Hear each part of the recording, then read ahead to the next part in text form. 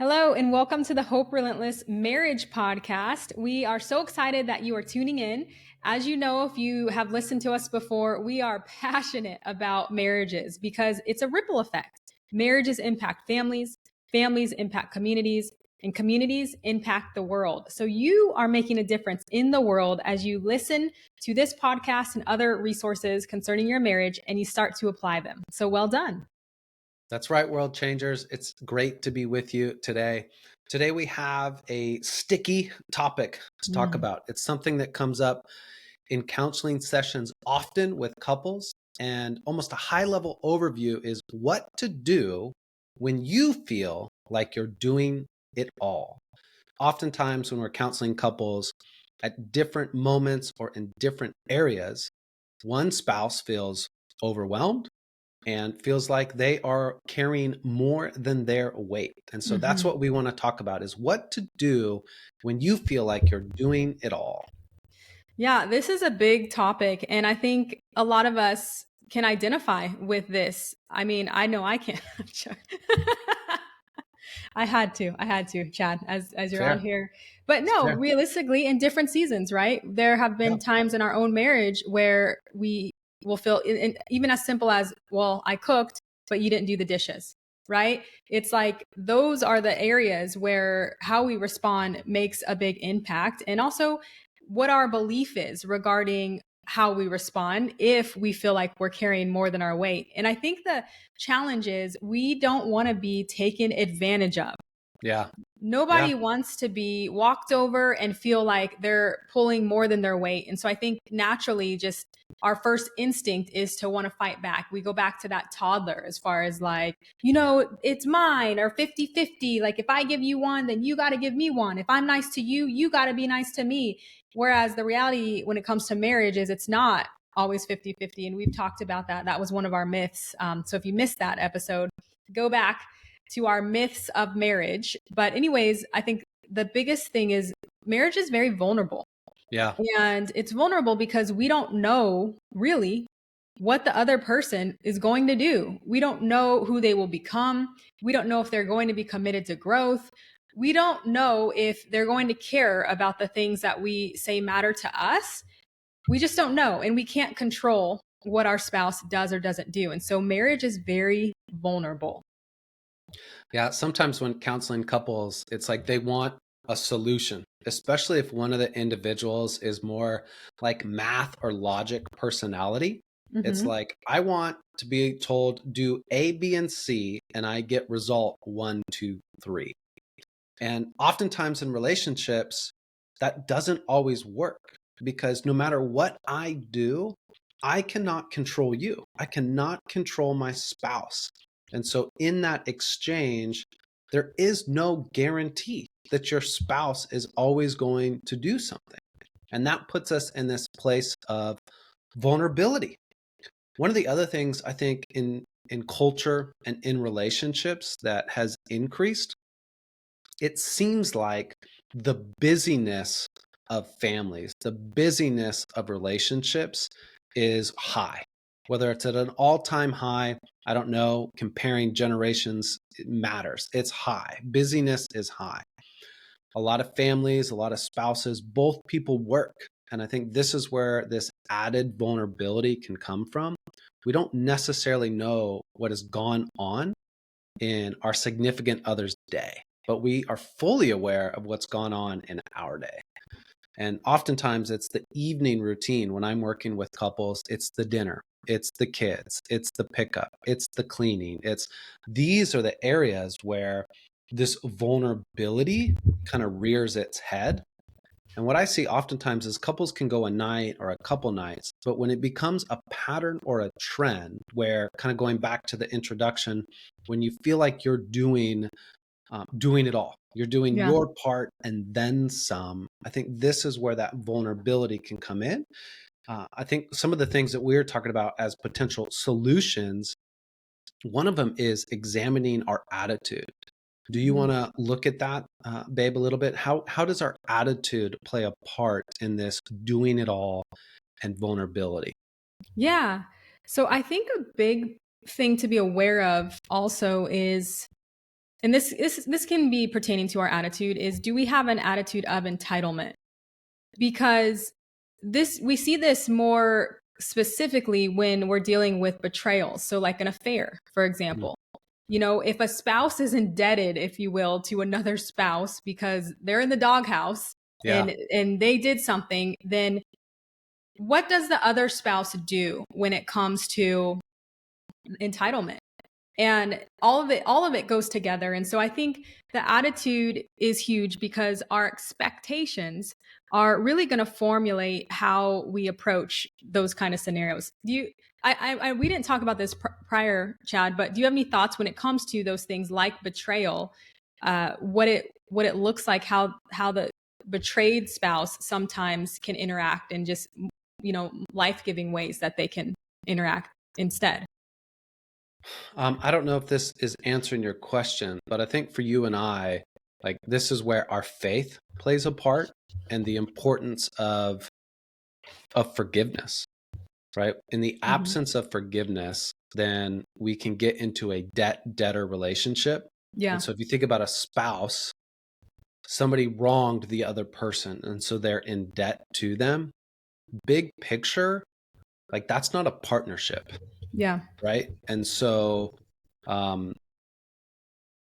there's steps and there's process for couples to go through. And in no ways do I want to minimize the pain or the hurt or the broken trust.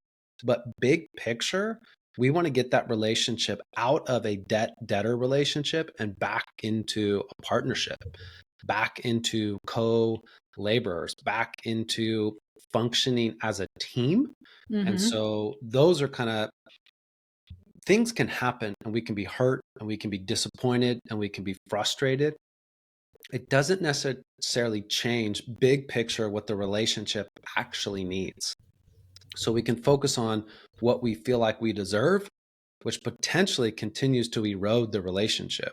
Yeah. Or we can focus on what does the relationship need? What do healthy relationships have in common?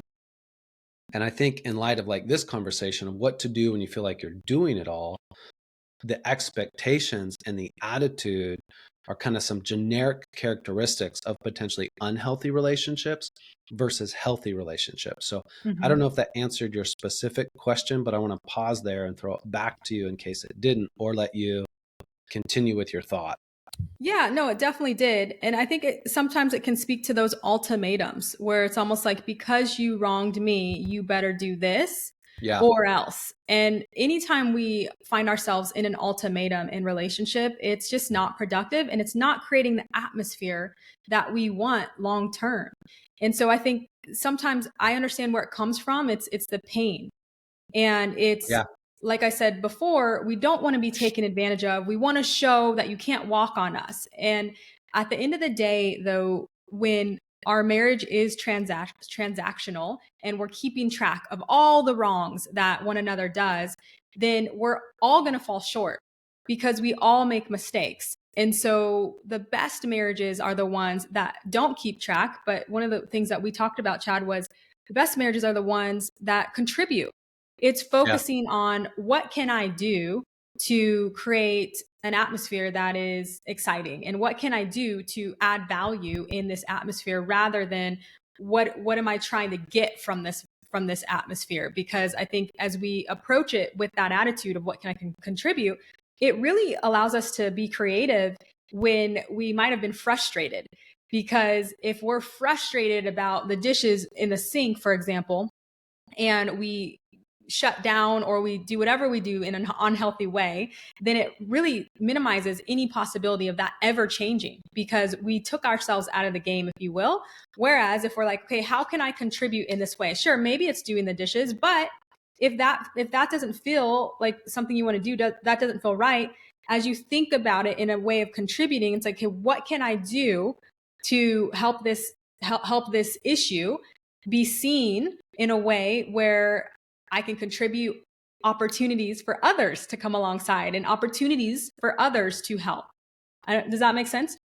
Yeah, absolutely. And I want to tie it back into, this idea of contributing versus transactional. So there's a couple challenges that we see with transactional relationships. The first one is oftentimes we are terrible bookkeepers. So if I'm creating a transactional relationship with you, it's flawed from the get-go because I am going to overinflate my own contributions Yeah. and underinflate yours. And so naturally, I'm likely to lean towards thinking like I'm over contributing, right? And this is going to happen partially because it's not like we can ever accurately record all of the contributions somebody's making in a relationship, right? There's things that we do in the house when the other person's not there. There's a lot that goes into that. So the problem with transactional dynamic is even if we're in agreement, the ability to keep accurate records is limited. Then humanity, if I overinflate my contribution, it's reasonable to project that you're going to overinflate your contribution. And so now we're both waiting. And so this is what can happen in a transactional relationship. There's a problem in need of somebody to contribute to the solution, but we both feel like we have over contributed already. So we just sit there. Then if we engage in a conversation, the conversation isn't about the solution. Maybe in this little example you gave, doing the dishes in the sink, the conversation becomes about me highlighting all the things that I already did. And then you respond with highlighting all of the things you've already done. None of that gets the dishes done. None of that moves us forward. And so this is where in a transactional relationship, we get the debt and debtor dynamic, which is not a healthy partnership. It's not a long-standing, vibrant marriage or relationship.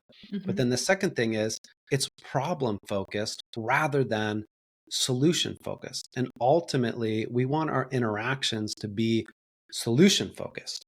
Whereas when we pivot our attitude or our perspective to contribution, we are looking at things with the eyes of how do I contribute? How do I add value? How do I serve? How do I play a positive impact? And it fundamentally changes the interactions that exist. I love that. That was so well put. So I want to round out attitude because, like we said, when it comes to if you feel like I'm doing it all, I'm tired of doing it all, when we look at our attitude, it can really help us to kind of take a step back and figure out, okay, well, what's really going on and what can I do to move forward in the midst of it? And so one of the things I want to challenge us all on is our integrity. Because when it comes to marriage, there are certain things we know grows a marriage, right? Like connection, forgiveness. There are certain things that it's clear. Okay, this is positive. There are certain things that help us to interact with people in general in a healthier way, right? Like we're polite, we're kind, etc. And so when it comes to marriage, I think that if we know the good we are to do and we don't do it, it's a problem.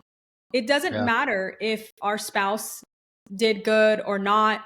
What we're looking at is personal responsibility. If we know the good we are to do and we don't do it, then the scripture says it's a sin for us because we know better. We know what we should be doing. And that's found in James 4:17, I believe. And so I love that because it helps empower us individually to continue to do the good we know that the marriage needs, regardless of the circumstances. Because we're either people who do kind things, we're either people who forgive, or we're not. And if that changes because of circumstances, then that's something for us to grow in when it comes to our integrity and who we're becoming and recognizing, is that really the person that we want to become?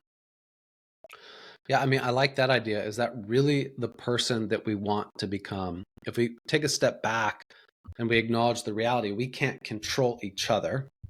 But if Nor would we want to. We do what we want, right? No, I'm saying nor would we want to, because we can't control, but it's like at the end of the day, nor would we want to.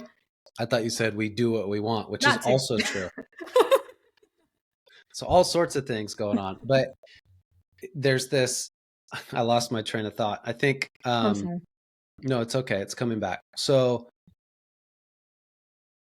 since I can't control you, nor do I want to control you, because once again, control is not a characteristic of a healthy relationship. Yeah. Maybe I can exert some type of control over you in the short term. But big picture, control is not a characteristic of healthy relationships. Yeah. So it's kind of like we always get back to what is the target that we're moving towards? And we want to experience healthy, vibrant, life-giving marriage. So what are those characteristics? And I think there's a dynamic that we sow and we reap. And so maybe you're sowing bad seeds.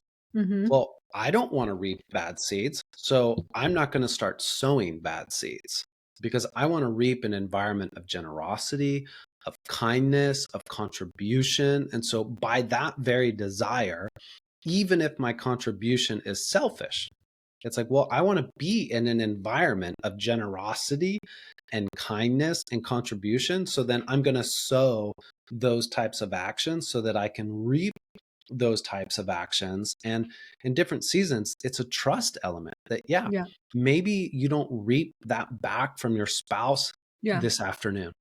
Maybe you don't reap that back tomorrow or next week. But at some point, we see these principles play out. We see this dynamic of we will reap what we sow.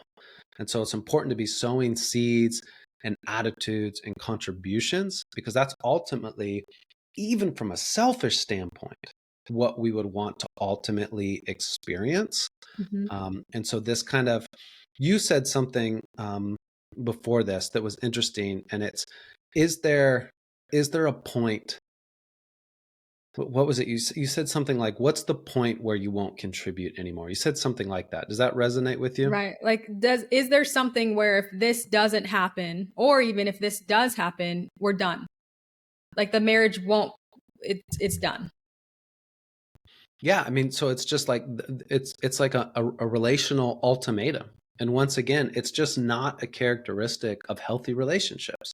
And we can do these things and get quote unquote results in the short term, but the results undermine oftentimes what we want relationships in the long term. Yeah. And so I think we'll have to do two parts for this because there's more that we can do. But what you were speaking to, Chad, reminds me of just grit. Having some grit, because it's kind of like if there's something where it's like, oh, if this doesn't happen, I'm out. It's like, come on. Like either we believe that marriage is for life, and I'm not talking about abuse or things like that, but I'm talking about, okay, there are going to be some hard seasons. And either we believe that it's for life and that we're going to work through whatever comes our way, or we don't. And I think that belief really does impact how we go about it when it comes to I'm doing it all. Because sometimes you will do it all, and other times your spouse will do it all, because it's not 50-50. There's this another verse in the Bible that says, how many times do I need to forgive? How many?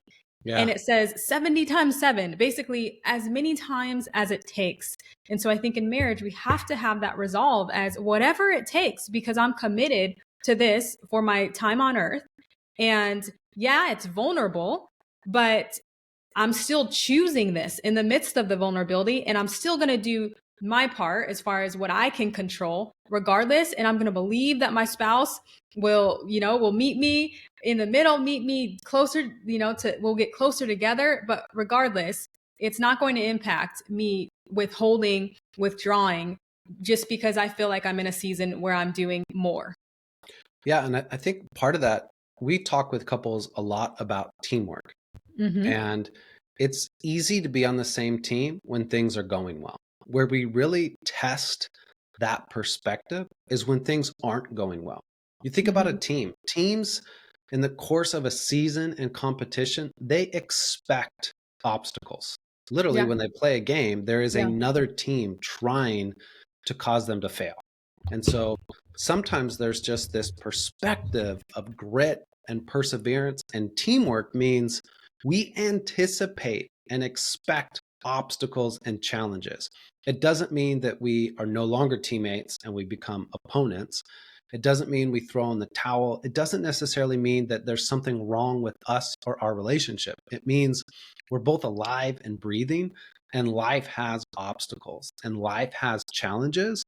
But if we stay together as a team and work towards solution, that's a huge part. Because if we divide and now we've got the outside external obstacles and we've turned each other into obstacles, Yeah. this is where the future health of the relationship is greatly in jeopardy. And once again, our vision is that marriage matters and that marriage has a positive ripple effect generationally within our communities. And so we want to fix our eyes on what creates healthy, vibrant, life-giving marriages, and perspective and attitude and teamwork play a really key part.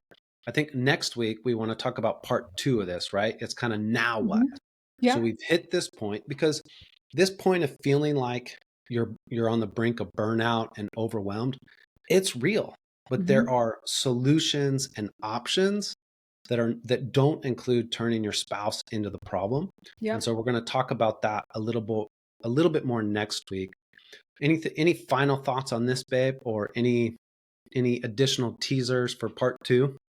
Well, so I'd say from this part, what we want you to know is that if you are that person who feels like you're doing it all, you're not alone. It's understandable, right? We have those seasons, but what we gave you hopefully are some ideas as far as different ways to think about it, because a lot of times how we're thinking about it really makes us feel like we're doing it all. And so there's freedom in reframing and thinking about it in some of those ways that we suggested. So yeah, next week we're going to continue on this, and this is important. We see this consistently in our couples. So I imagine you listening will want to tune in for that next week.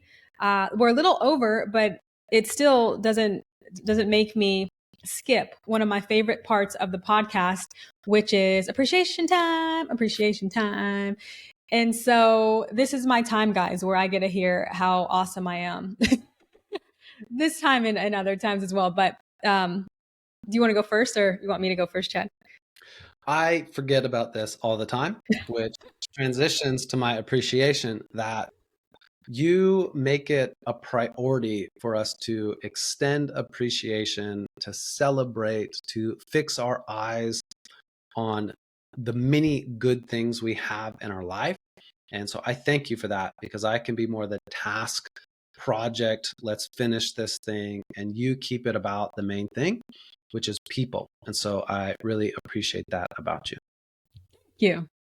And I appreciate just your commitment to grow in everything you do. You're always resourcing yourself and finding new ways to grow and learn about whatever it is you have your mind to, whether it's family, whether it's work. And so it's very inspiring. And this is part of why you're so brilliant, I would say, because you're committed to growing. And that also implies that you're committed to recognizing when you get it wrong, and then learning about what you can do differently. So that's what I appreciate about you.